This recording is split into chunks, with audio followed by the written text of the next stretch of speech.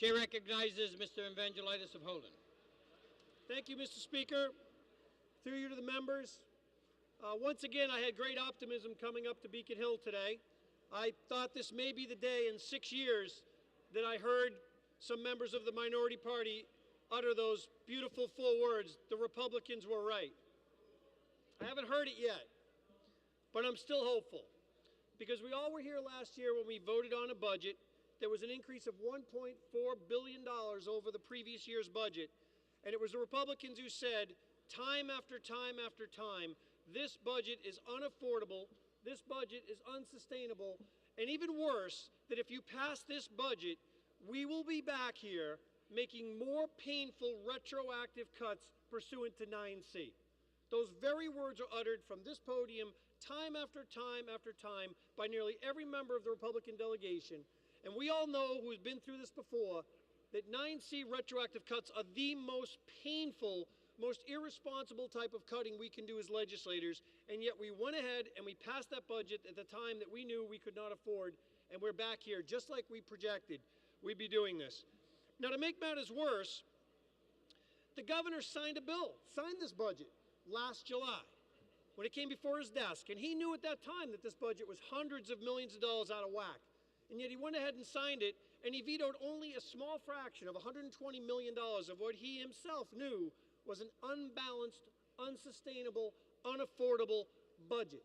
And yet the governor vetoed $120 million, and it came back to us as legislators to deal with those $120 million in veto overrides. And guess what?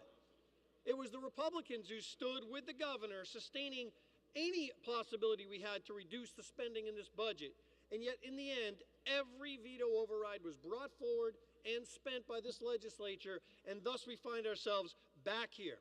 Here we are today, months after the fact, not even a year, just months after the very words were uttered from this podium, we will be back because we can't afford this budget. Here we stand. Now, I'm not going to tell you that the economic problems in America today don't factor into this. Of course they do. But the question is, how deep do we have to make these retroactive cuts? Do we have to tell these constituencies and agencies and communities possibly that you are going to have to give back money that we promised you, that you have got to cut in a smaller period of time, doubling the impact of these cuts? And we're back here now telling those very communities, yes, you have to do it. And you know what? If we had lived within our means last summer, the cuts we'd be doing today would be substantially less than what we're going to have to do. So we really can blame the economy only so far. In the end, it comes back to us as legislators in passing a budget that was not appropriate, unaffordable, unsustainable, and inappropriate budget at that time has led us here to where we are today. Now, I cannot stand here in good conscience and vote to give the governor, if for no other reason, to give him the ability to 9C cuts when we haven't even given a proposal, not a plan. We are willing to hand over the keys to the governor on certain cuts, yet he has failed to outline. Our leader has written a letter to the governor asking him, will you provide us with details of the cuts you are proposing? And to date, we have received nothing. So I believe it's an irresponsible vote we're contemplating at this time to even say to the governor, yes, we're going to vote to give you 9C powers. You don't have to tell us what you'll do. Go ahead and do it. That is just unacceptable and unconscionable for a legislator to do at this time, and I will not do that.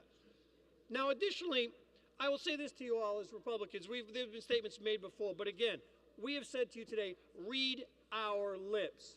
No cuts for local aid. That has been our mantra today. It will continue to be our mantra.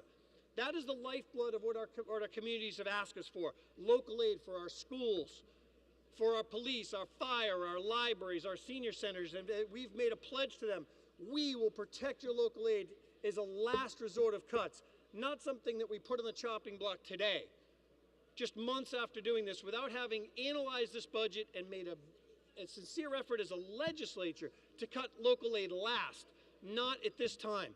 And I'll tell you, when you've got things like a health care bill that's run completely out of control, expenses accelerating by the day, and we haven't looked at that first. We've got a Washington, D.C. office that the governor has open. We're going to keep that open and cut local aid? We don't have pension or transportation reform that's been proposed.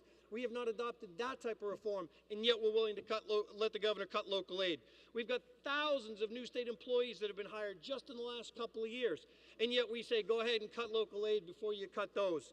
And we have state-owned golf courses, my goodness. State-owned golf courses, yet we remain open, and yet we tell the governor, go ahead and cut local aid. So I say to you, Mr. Speaker, thank you very much for giving me the opportunity to be heard on this. I would ask you to join me and say, no, we will not vote for this bill today to give the governor the ability to cut local aid. That's the lifeblood of our communities. It's a commitment we've all made to our communities, and I say we stand by them. Thank you, Mr. Speaker.